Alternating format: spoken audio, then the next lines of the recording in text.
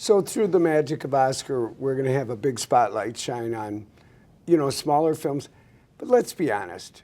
As the night progresses, we're going to be thinking over and over, teasing apart the leaves and wondering what's going to win Best Picture. What? You first. You first. You know what? I'm just going to say it. I think American Hustle is going right up the middle. You think it's going to be American Hustle? All right, why? Why? You know what? It's so actory, it's so wild, and so fun, and it's like, what is going to happen next?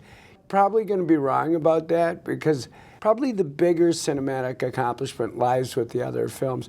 But you know what?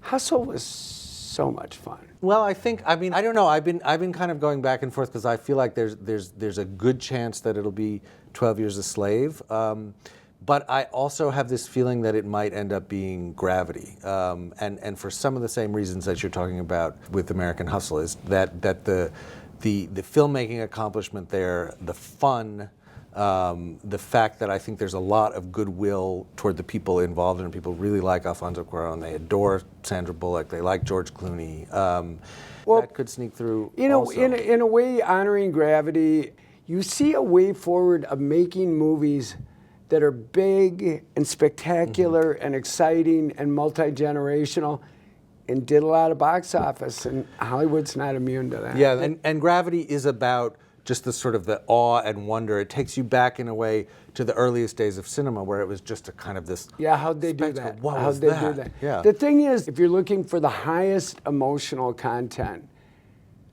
probably 12 Years a Slave, because there you're going to have a moment when you see an accomplished black director up there having taken custody of the slave narrative and rendered it in a way that really can't be denied. And it's in a year when there was a lot of great cinema that carried black themes, with the Fruitvale Station, The Butler, and 12 Years a Slave.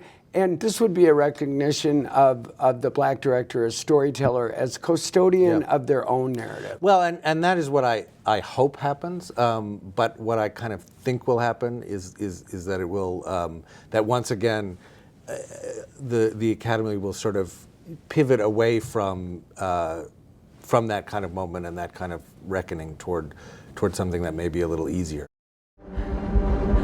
Houston, this is Mission Specialist Ryan Stone. I am off structure and I'm drifting. Do you copy?